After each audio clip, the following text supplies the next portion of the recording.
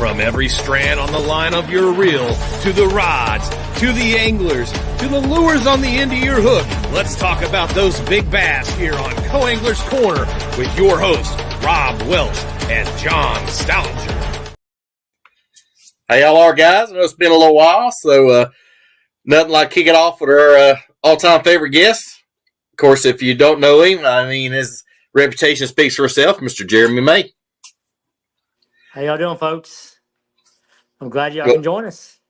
Yeah, it's been a little while, so I'm glad to get back to saddle. I had my son had his last football game last night, so I was a little indisposed out in Knoxville, but enjoyed the trip, and he had a good game, so it's all good. Yeah, so me and May, Mr. Maye was talking. Man, these kids grow up way too fast. You have no idea. No idea whatsoever. Yeah. I'm getting there. Actually, my second oldest, she's actually getting ready to graduate. This is her senior pictures this year, and all her pictures were like she wanted to weld. Like she's a welding guru. And hey. I don't have a welding bone in my body. So where she got this one from, I'll never know. But she is a dynamite welder, and all her senior pictures were welding this, welding that, MIG welder, stick welder, TIG welder. Very impressive. My mind was like, when the picture came out. Hey, that's a good profession. One of my cousins got into it, and he actually got into some of the underwater oil rig welding, repairing oil rigs, and made a really good. Yeah, well, she's already got some job offers out in Wyoming, out there in, on the West Coast area. To come do some welding because apparently she has a niche for it. She fell into it. I don't know how she fell into it, but she did, and I can't ask for anything better. I mean, it's phenomenal. So and she loves doing it, and hey, hats off to her. I mean, congrats, young lady. You definitely got a bright future and doing something you love. So hats off to you. So, but anyway, I know we're in kind of the fall transition, so we'll kind of go into a little bit of fall transition. I know I've done pretty good on square bills last few weeks and here and there, so. But we'll let you head it off here, Mr. Maye. What do you how you approach fall and kind of find the right baits? Do you have a certain amount of baits you go through, or how do you approach the fall transition? Well, Mr. Cajun Rob, I'm going to stop you right there real quick. When we done that jerkbait video, how'd you end up? Any recommendations with the baits that I had? Yeah, that rearrange. Rearrange is awesome. Yeah, and you're right. When you cast it out, sometimes you look, I'll break my rod, and you have to look. Yeah. So, it took me a while. 100%. Yeah, but that thing has some hunting action. Like, I could never believe. Yeah, you made me a believer, man. I really, really like that bait. It's in my top of my box. But again, it's one of those baits where you have to get used to, right? Like, you have to understand how it swims, the conditions. It's not for all the conditions. I think of all my jerk baits, I think it's only maybe a 10%, maybe 15% where I'll throw that bait. And that's it. The rest of the time, it sits stagnant in the box. So, but anyhow, we're talking about fall transition. Like, really, this is one of I love this time of the year because I think a lot of people struggle. You see all the time where you have, man, I'm going out fishing today. I didn't catch nothing. It's been a grind. You know why it's been a grind, people? Because you didn't have multiple options on your deck. You did not know how to adjust from the very morning throughout the day, even the evening bite or the afternoon bite till 2:30, 3 o'clock, 4 o'clock, whenever your weighing is. I think there's a large misconception out there on the YouTubes and all the social media platforms where they don't really dive into the details. You know what I'm saying? That's why I love this channel where we can actually elaborate on experiences that actually got some really good wins. Like I've won some good money in the past couple weeks. Yeah, you have, man. Off of some of the not theories, but actually what I've proven track record of what's happening. You know what I'm saying? So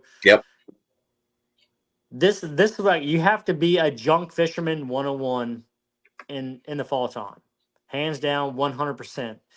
Because I don't know where you're at in the country, whether you're on the East Coast, Midwest, your kind of the northern part transitioning down to all the way to Florida, you have to be willing to understand the conditions, understand the water temperatures, Yep. the weather patterns when the high pressure comes in on those bright blue days, bright blue sunny days, or those rainy cloudy days. You have to be able to adjust, and you have to be able to identify what's happening. To me, I'm going to break it down in 4 parts for you. Nobody else is going to talk about this other than me right now. All right. So I break it down into 4 parts. You have the morning, you have the mid morning, you have the early afternoon, and the afternoon bites. Yep. All right. Those 4 key time frames are very important. So, say for example, if you're on Kentucky Lake or if you're on Kerr Lake, Lake Gaston, pretty much most of the TVA, other than probably anything south of Atlanta, you can use this, right? So first thing in the morning, those fish are not going to be on the bank where you found them in practice the day before, right? Mm. They're not. No. Those fish are going to be suspending. 100%. They're going to be suspending somewhere in the top 20 feet of the water column. Yep. All right. So this is where 2 things come into play for me. One is the Chapo. Yep. All right. Hold on a second. We have a technical difficulties. We're And that hanging out. and it's funny, that Chapo will work in kind of cold conditions. You'll be surprised how cool it'll be outside. That thing will still work. I'm telling you. But I have a 3-punch segment in the morning time. Mm-hmm.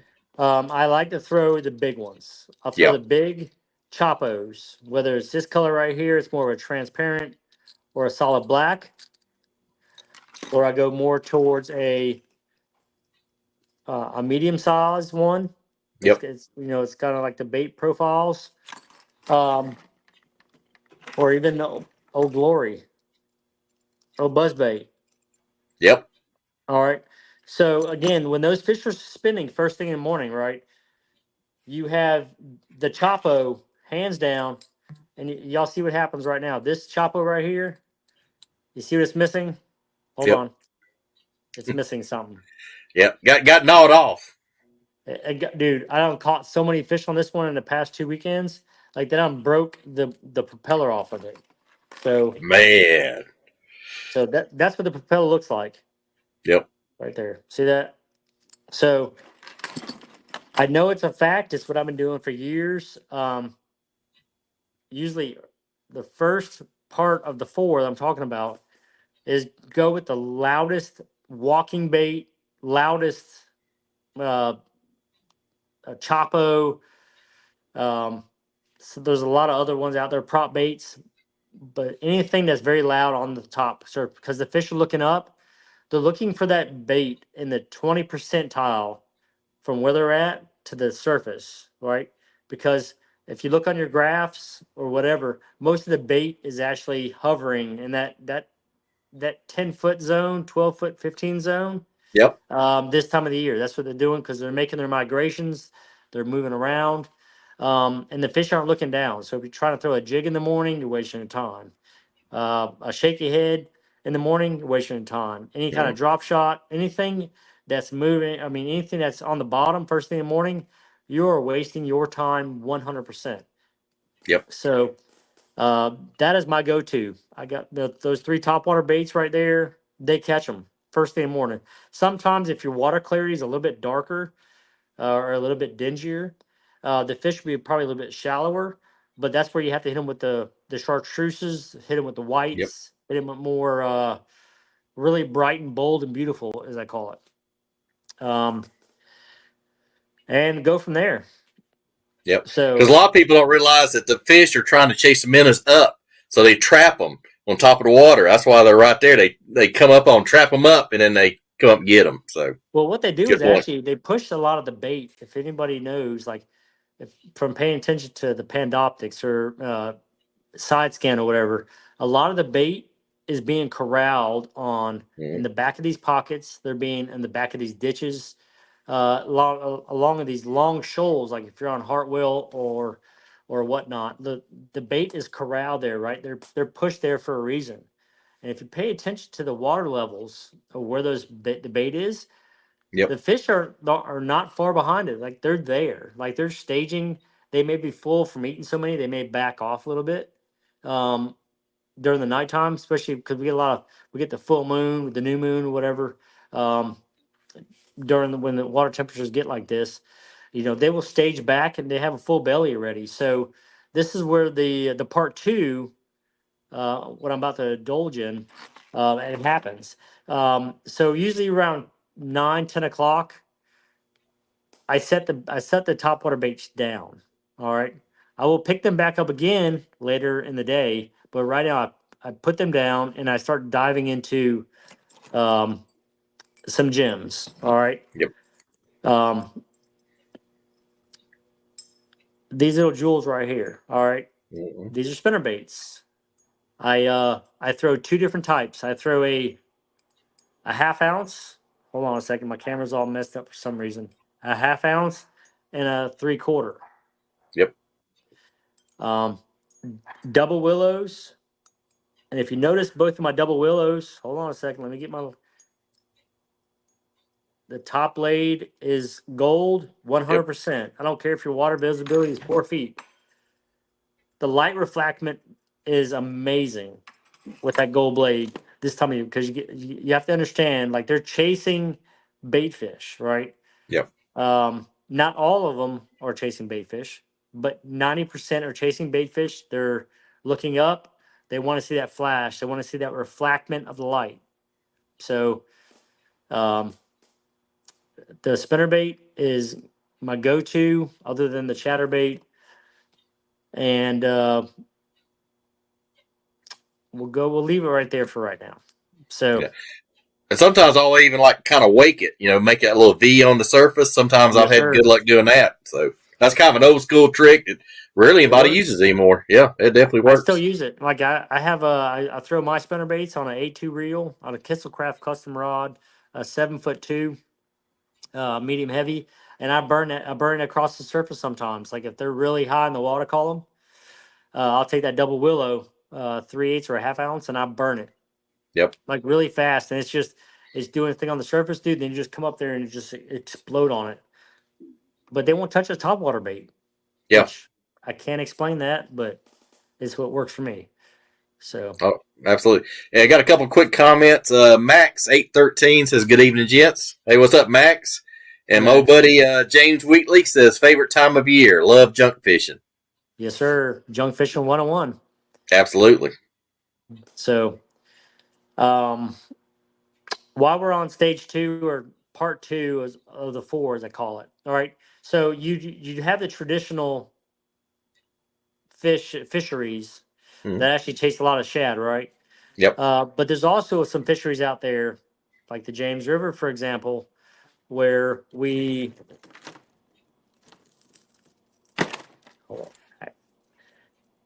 have to chase the crawfish. Oh yeah. Transition, right? Because not only do the shad make a transition, you also have the crawfish, you have the perch, the yellow perch, the bluegill. They all make a transition when the water temperatures start to cool down, right? They all trying to. And the water's dropping, like on TVA lakes. The water's dropping pretty regular. Everywhere around here, other than tidal fisheries, the water levels have dropped 4 to 5 feet, preparing for the winter draw, whatever. Yep. And not only do the shad migrate or make those drawdowns, but the crawfish, along with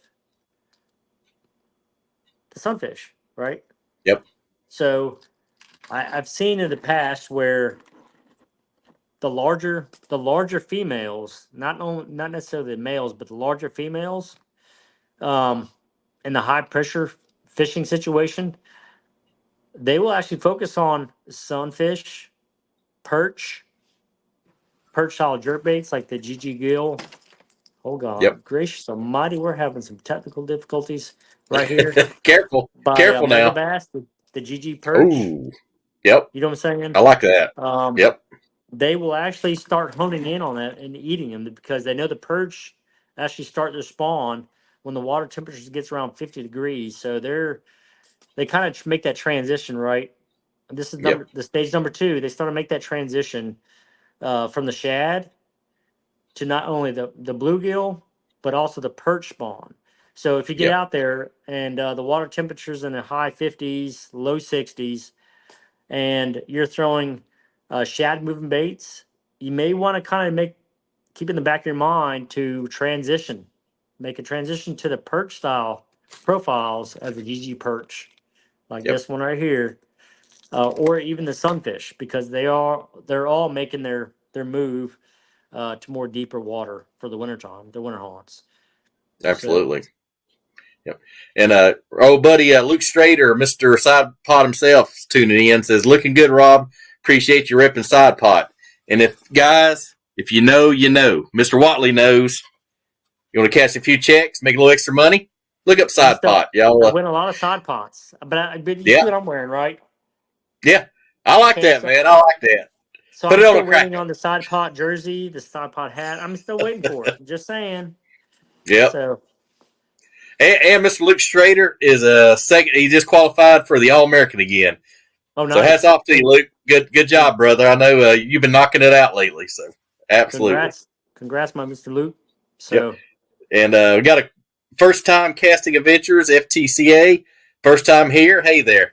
Hey, first time. Appreciate you, man. Hope you tune in. And we're on Monday, Tuesday, Wednesday. So yeah, come back again, man. We'd love to have you.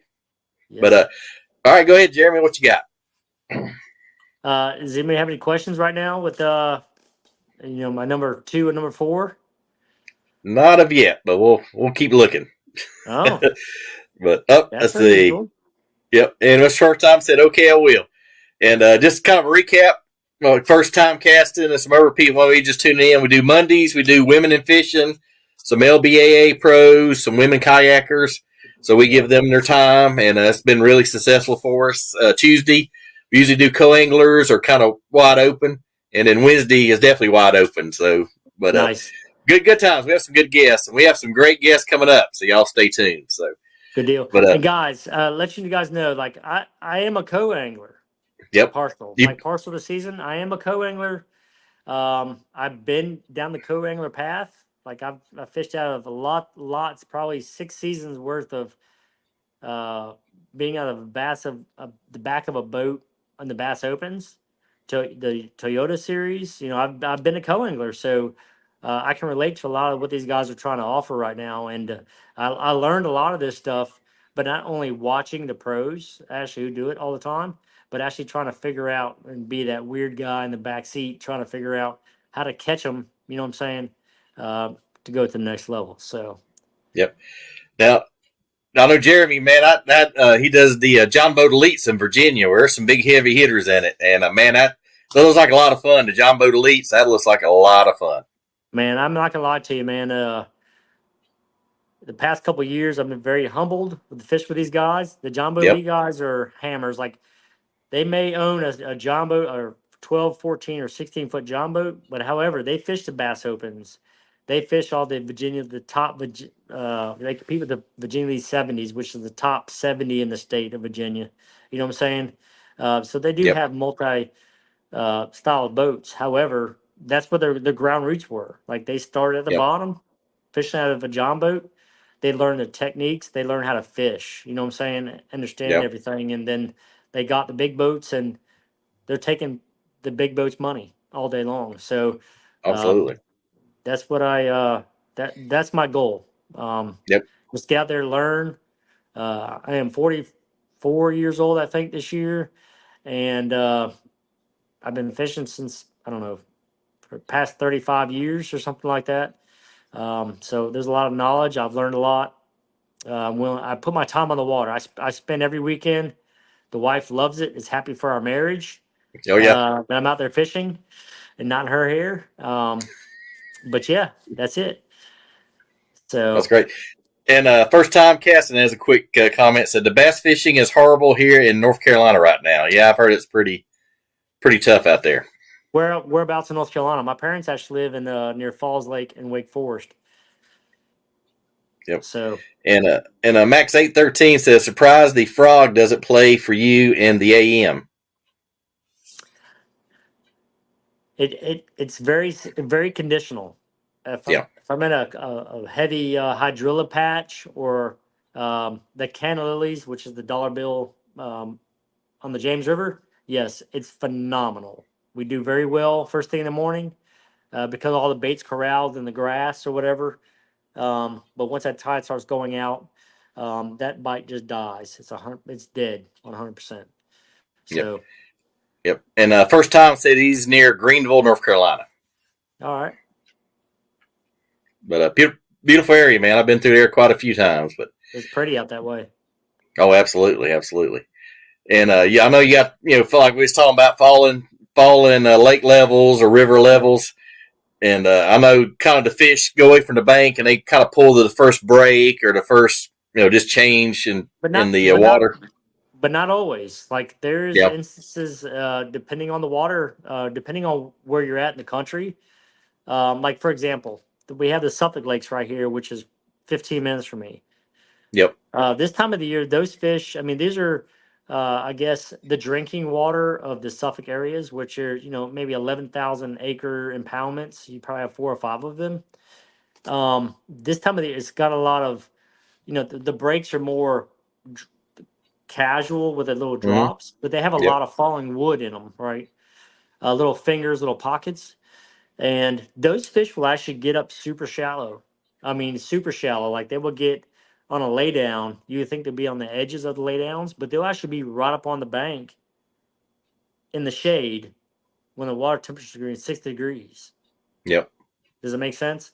Yep. So Makes sense. that's where, the square bills or something that's to get the reaction bite going Mm-hmm. is very important.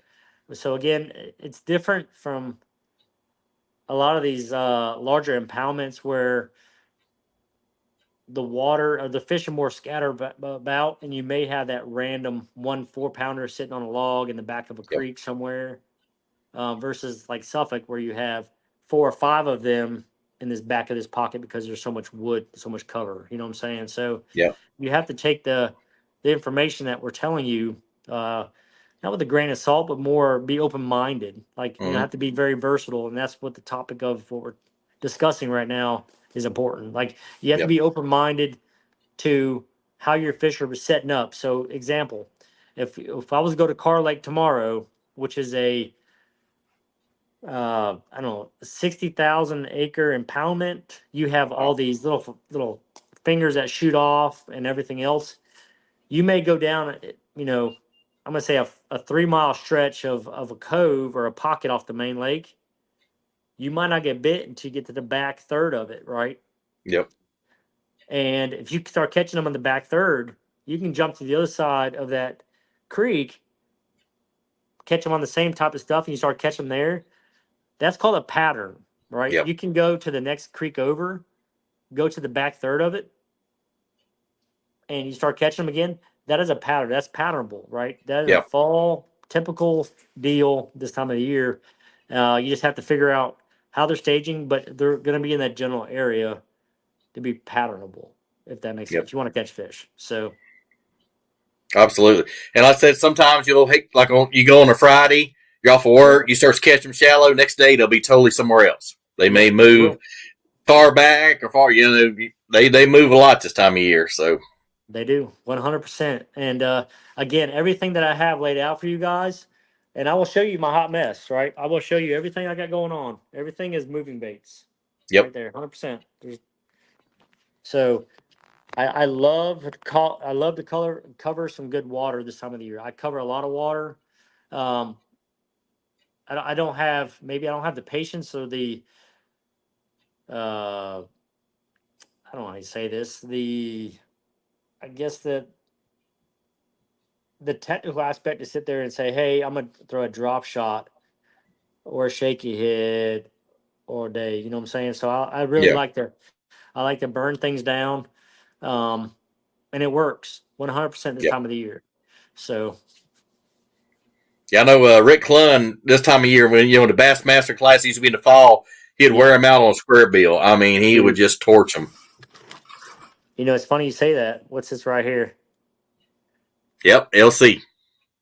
Yep. LCRC. Yep. And this thing has been knocked down. This is, I'm actually getting ready to tie this on because I got a tournament this weekend on the James, and this is my go-to square bill when they get around the cypress knees on the outgoing tide. So Yep.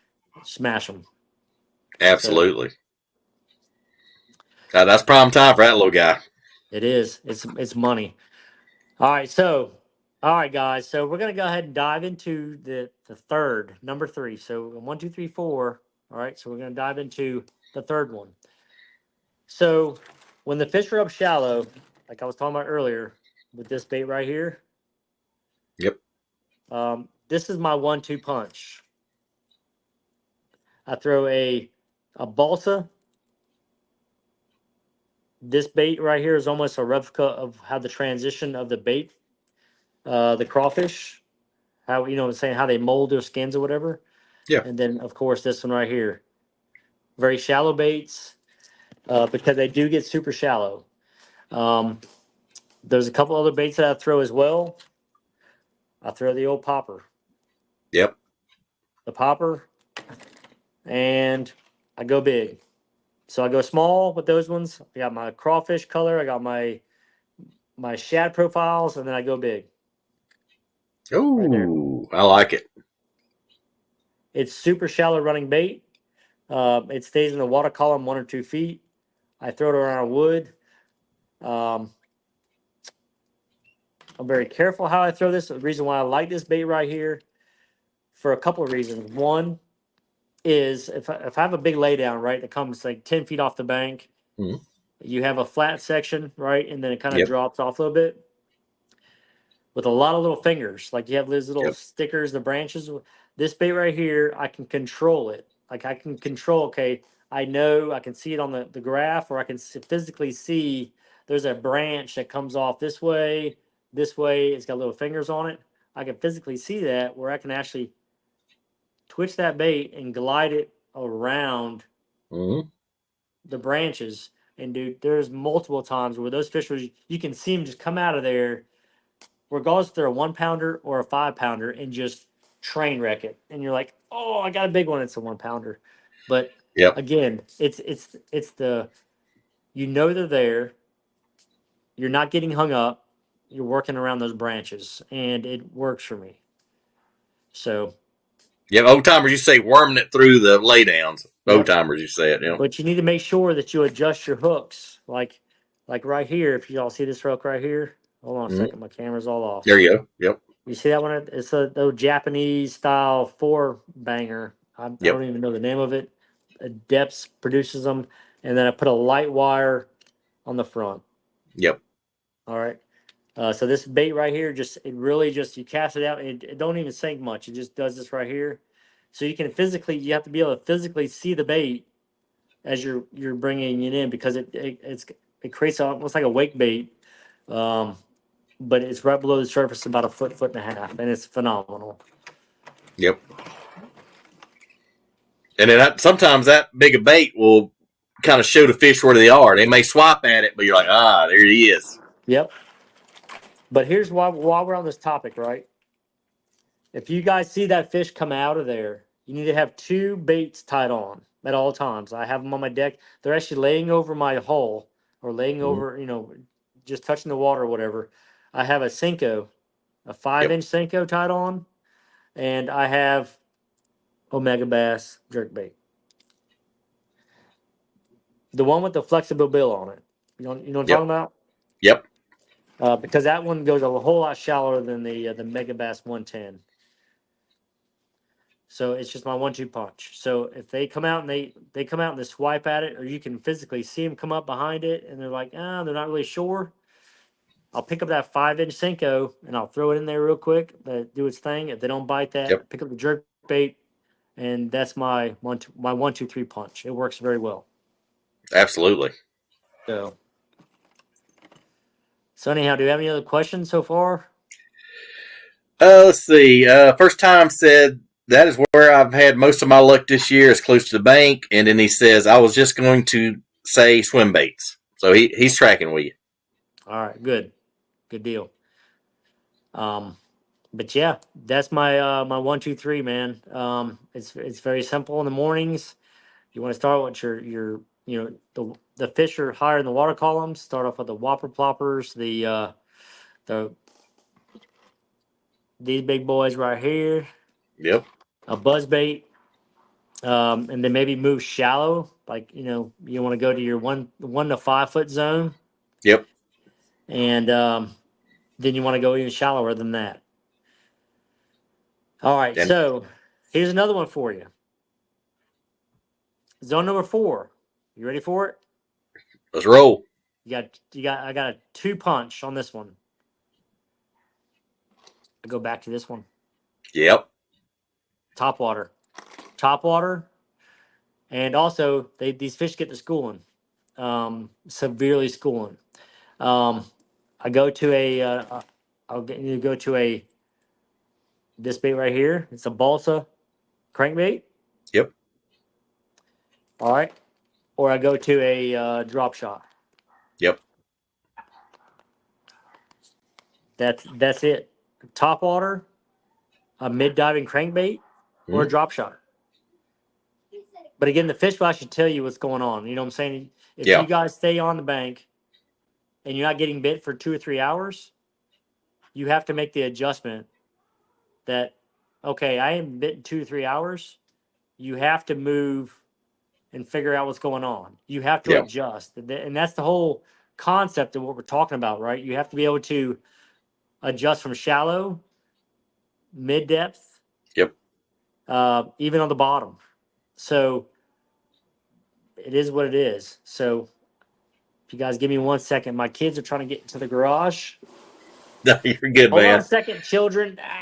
They just got home. But good stuff, guys. And Don't get I in said there. that's some good 1-2 punches for sure. Sorry about that. No, you good, man. And everything is to So say, you was talking about pattern. I used to go into yeah, creeks and coves and break it down in thirds. Your back third, middle third, yeah, and close. So they'll be one of those 3 spots: chasing shad, chasing fry. So they're this time of year they're going to be down in the creeks and coves. They may be at the mouth or maybe at the back, but as soon as yeah, you find them, you said pattern. Start patterning every creek and cove like that. Good point. yeah. So you have to be very open minded in the fall time. From what I've learned, Yep. is you have to be able to adjust. Like you have to be able to adjust on the fly. So if I'm not being bit within the first 2 hours of the day, I know something's wrong. Something in my presentation's not right. Um, the fish have actually made some adjustments because we had a cold front coming through the night before. You know what I'm saying? So you have to be very open minded. You cannot be one dimensional whatsoever. Um, Yep. that's why I like to throw the walking baits or the top water baits.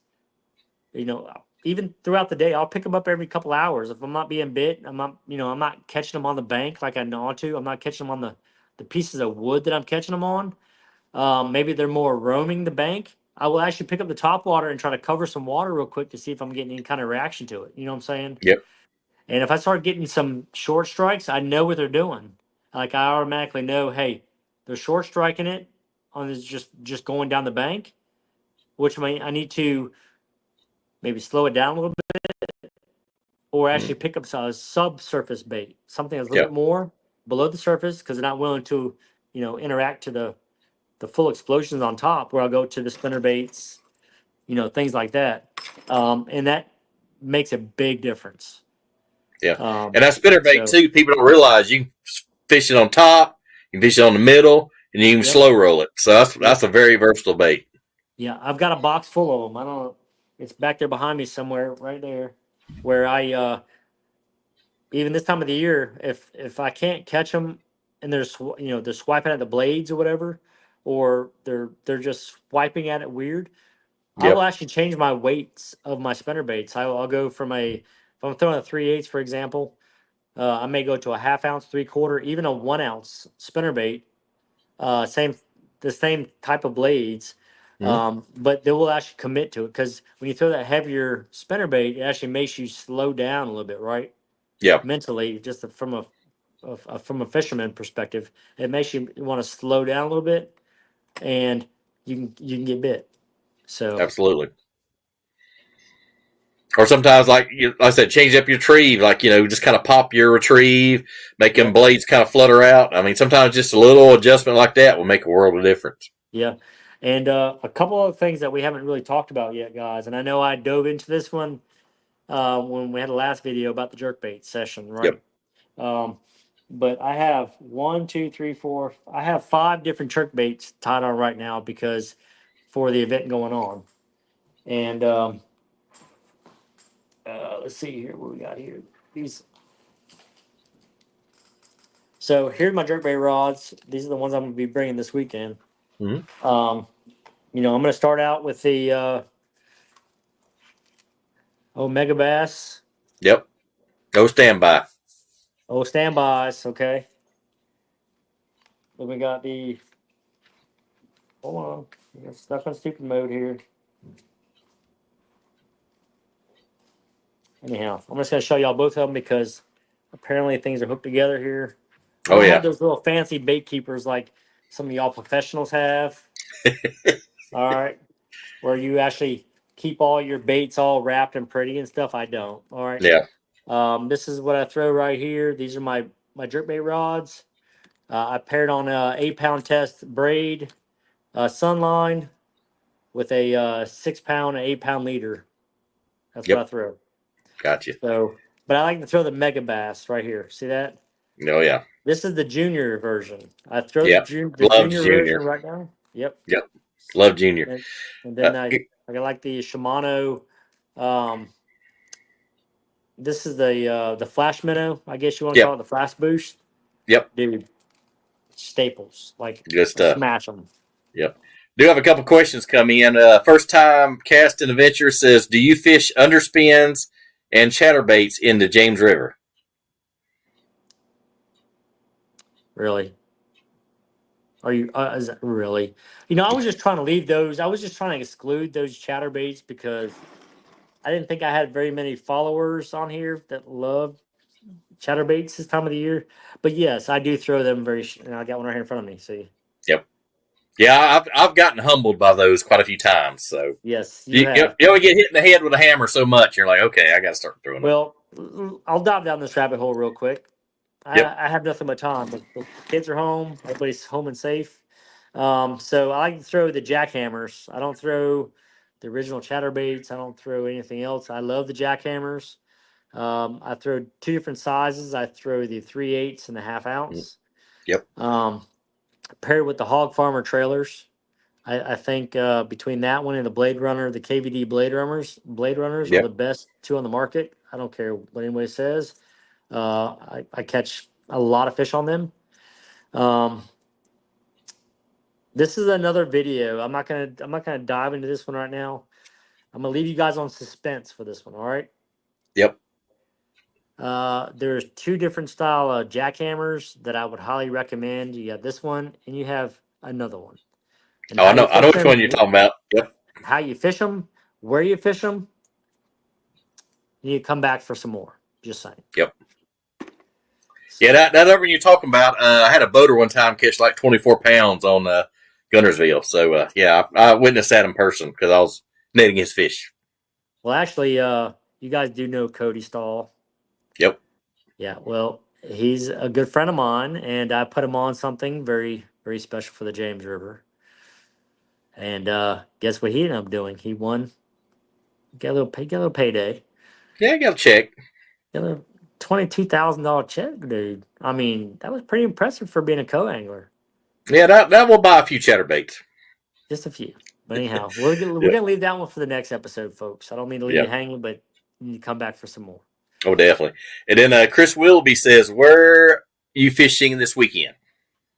I'm fishing in Suffolk on Good. Saturday and Sunday. I'm fishing on the James. Okay. Oh, Chris, That, Chris Willoughby. He's seen me catch some decent ones out there. I say so. And then Max 813 says, How many rods do you fish out of the back of the boat? I'll answer that first and see we can compare answers. I usually do 3 to 5, but 6 is my all-time max. But 3 to 5 usually for me just depends where I'm at. I have my staples, and I'll kind of mix in. I usually have 3 staples, and I'll mix in 2. So, what do you think about, Jeremy? You're in the back of the boat fishing. How many rods do you take?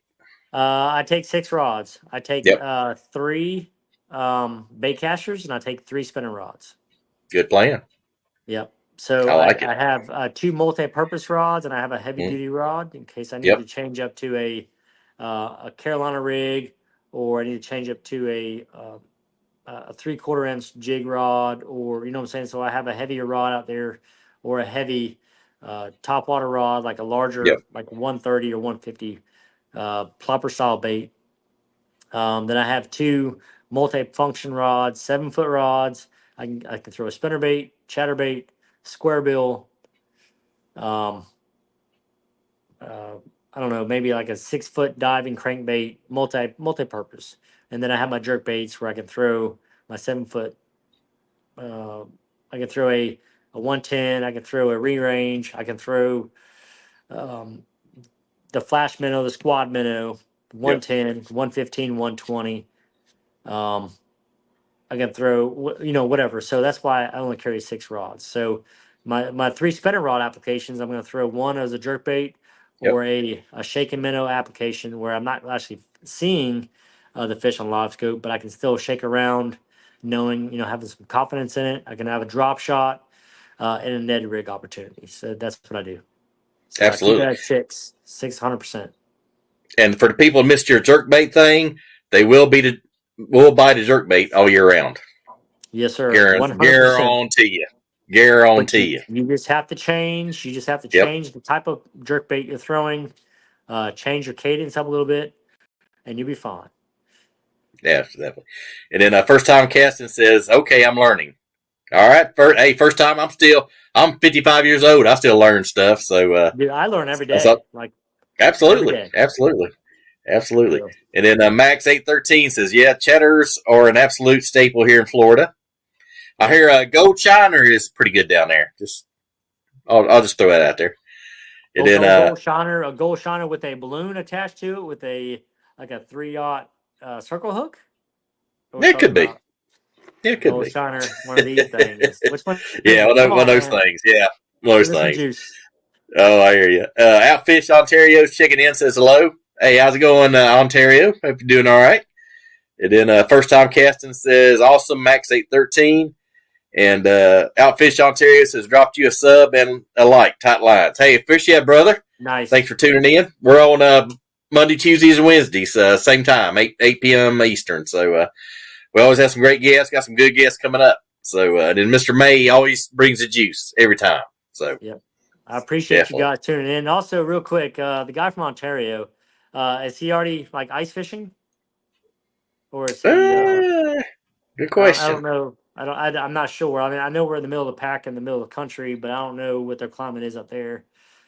What kind of time frame they have? Because, dude, on my bucket list this year, maybe next year, is to do some ice fishing. I've never done it before.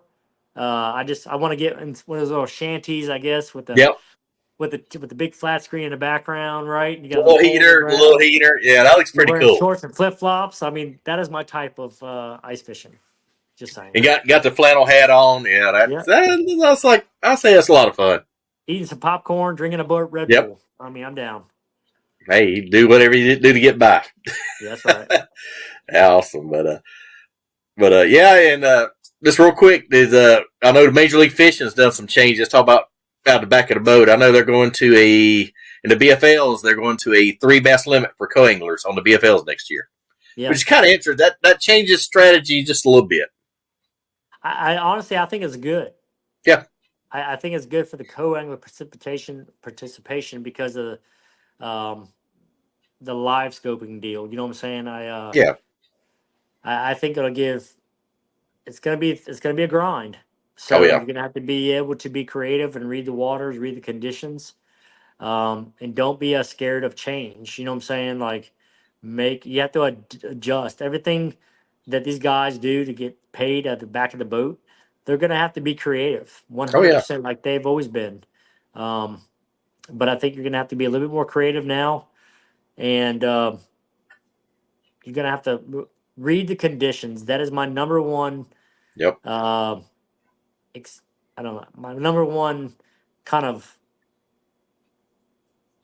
thing to relate to all the co-anglers is just understand how things are setting up, what time of the year it is, what's the weather coming in, post front, all the above. So we just have to be able to adjust. So, yep. And boaters, I mean, the ones I've had that's been scoping a lot will actually help you out and say, hey, I'm getting them like 6 to 10 foot. So they'll give you kind of a range. And if, they're throwing that front, you go on the sides and the back and kind of get the same depth, maybe a little bit above, but you kind of count it down and do a couple of things, count it to 5, 6, 8, and you get a bite. And you remember, okay, I counted down to 8. Okay, next cast, 8, start reeling in. So and Rob, you do got a good point, because most of the pros that I've fished with, they always talk to themselves. They always talk out loud. Oh, they're suspending in 6 to 8 feet. All right. You can be the co-angler in the back of the bus, right? And you can be like, oh, he said 6 to 8 feet. What kind of crankbait do I have? Mm-hmm. What kind of jerkbait do I have? You know what I'm saying? Anything. I know something. I have something that I can probably tie on the 6 to 8 foot range, kind of get in that strike zone, the strike zone, to kind of give you a better opportunity to catch 3 fish. So you don't necessarily have to say, oh, I agree with you. Just listen, because a lot of these pros like myself, we talk to ourselves a lot. Oh, there they are. Yeah. They're suspending in 8 to 12 feet or 6 to 12 feet or whatever. The bait's really high in the water column. Ding, light switch just went off. Clue. Top water. Hello, Clarice, are you there? Please pass down the lotion. Yep. So anyhow. Excellent. So you just got to be mindful and pay attention to what your pros are talking about. They do. A lot of these guys talk to themselves because they have a lot more on the line than co-anglers do. So, and they put a lot of practice, a lot of preparation. So you see them adjusting, and you kind of say, okay, he's using this at this depth. You say, what can I throw that's a little bit different? Same depth, but a little different. Yep. Good and point. One other tip for you guys, okay, while we're on this topic, is you need to make sure that you guys carry lead strips with you. Lead strips or weight dots. Because last year I made a key adjustment. What got me a $5,000 paycheck was I had the old, this one right here. Y'all know what that is. The old Siebel, right? Oh, yeah. Yep. And the fish were about 4 feet of water. And I didn't have anything else that would go down that far. So what I did was I went ahead and took some weight strips and some lead dots and I put on there. And I got down to that depth. And I was smashing them. The motor got so mad at me because I was catching the fish. And he couldn't figure out what to do. But I secretly did that. I put some lead strips on there, little weight dots. I got it able to suspend a little bit further, and I kept it in that strike zone, dude, and I was smashing them. So, but that's what I do. You just have to be very mindful of what was going on in your surroundings, because it changes on a daily basis. Oh, absolutely. Like I said, just a little change like fall rate. If you're throwing a Texas rig or something, if you go from a 16th to 3/8 or opposite, if your boater's throwing a half, go heavier. Sometimes that faster fall rate or slower fall rate makes all the difference in the world. Just a little tweak, like you're saying. Yep. And it's all based off of water. And then, because if the water's dirtier, you want a slower fall rate. If the water's cleaner, you want it to drop to the bottom like a rock. So. Absolutely. And I got a quick comment from Max813.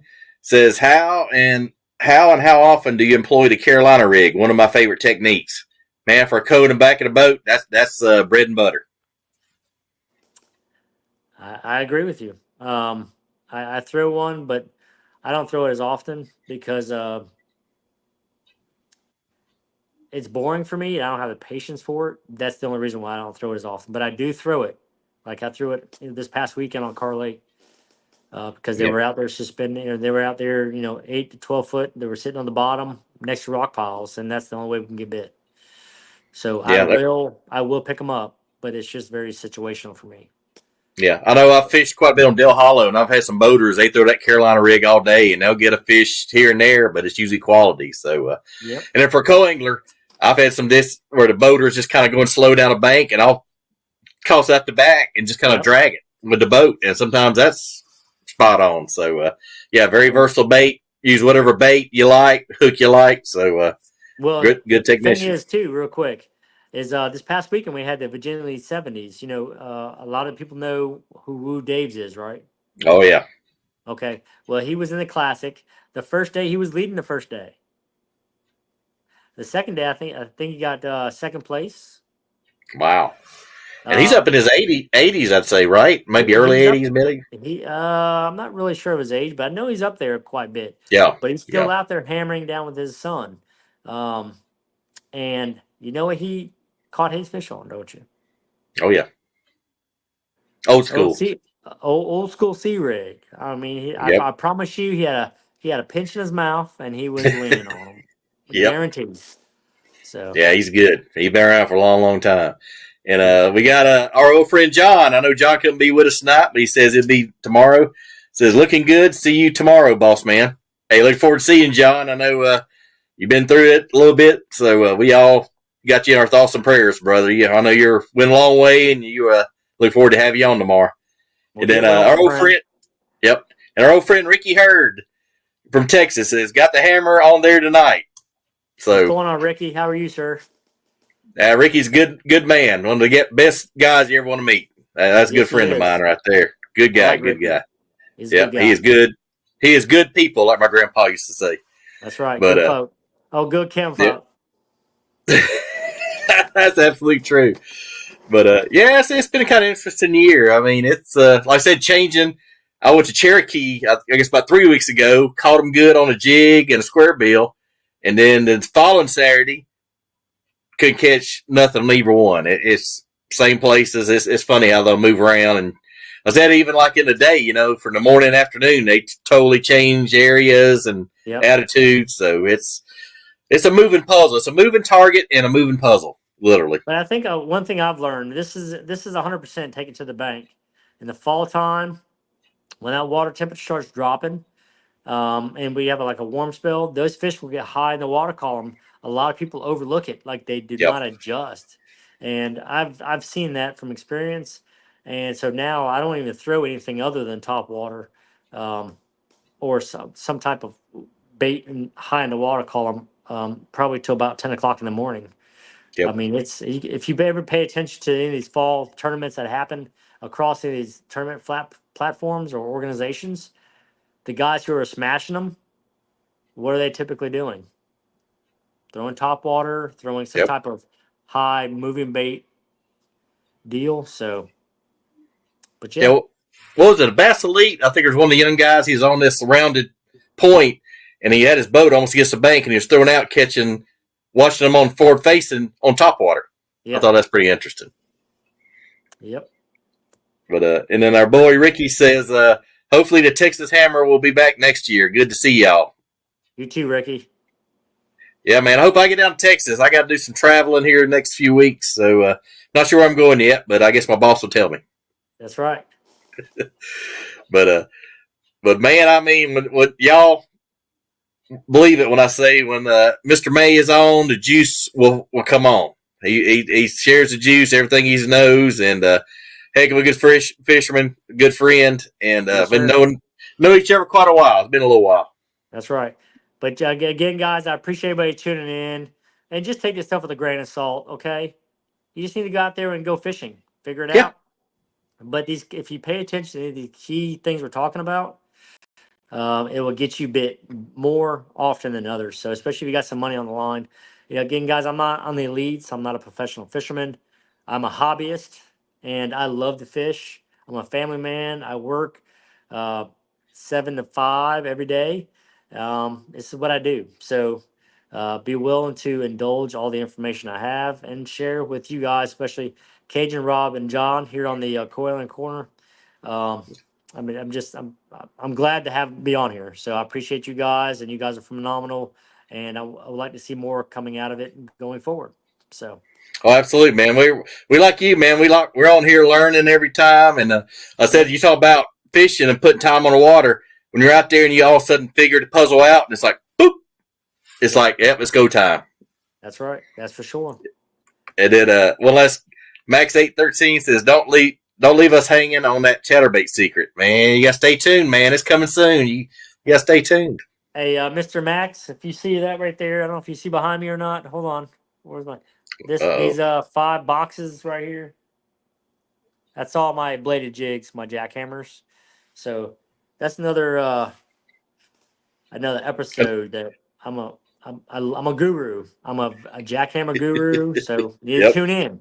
So when you see my name pop up in jackhammers, okay, it's gonna be a good one. Oh, absolutely. Ricky says, tell Jeremy to hook that bass cat up and get down here to Texas. We'll do some trap fishing. Ooh, man, there you go. Sounds like a damn good time to me. Yep. It did. Yep. Max says, can't wait. Yeah, Max, I said, I've gotten humbled by the chatterbait. I've done more chatterbait fishing this year than I ever have, and I've had some good success on it. And I got one maybe Mr. May don't know about that had some good luck on to just come out. So, but I bet he's fished it though, don't he? Probably. Yeah. But that's another story for another day. But again, I am open-minded and I am willing to learn, Mr. Rob. So you need to teach me, sir. Teach me. Take me to school. Take me to elementary school, middle school, high school. I'm ready to go. Absolutely. Or in my case, it might be romper room. But just saying, Whatever. If you're old as me, you know what that means. That's right. I'm ready, dude. Let's go. Yep. And then one last comment. First time casting adventure says, nice, Mayhem. Looking forward to it. So, nice. Absolutely, man. Hey, yeah, man. Glad to have you on, and stay tuned. We got some great guests, great topics coming up. And our old friend John will be back tomorrow. He's had a little health issues, but he's back in full strength and ready to go tomorrow, and we look forward to it. And Ricky says, December to February, good time for the trap. Oh, absolutely, man. I've had some good days in some grassy lakes here in Kentucky, ripping that trap out of grass. So look forward to it. But anyway, guys, we always appreciate Mr. May, our good friend, always in here sharing the juice. And I said he breaks it down like nobody else, man, from the rod, reels, lures, time of day. Always breaks it down. And always enjoy having you on, Jeremy. I really appreciate you coming on tonight. And no problem. And appreciate all the first-time viewers and tune in. The first-time casting adventures, Max 813, of course, Ricky Hurd. All you guys, appreciate all of you. As Ozzy Osbourne say, we love y'all. So that's right. So. But anyway, I know Mr. May has to get some kids in bed, and I'm running on about 3 or 4 hours sleep because my kid played football into the late night last night. So, but anyway, we appreciate y'all, and stay tuned in. We'll have some more juice for you. All right, guys. Thank y'all. We'll see y'all next time. Thank you. All right. Thank you, guys. Y'all have a good night, and God bless. And tune in tomorrow night. All right. See you. See you. Peace out.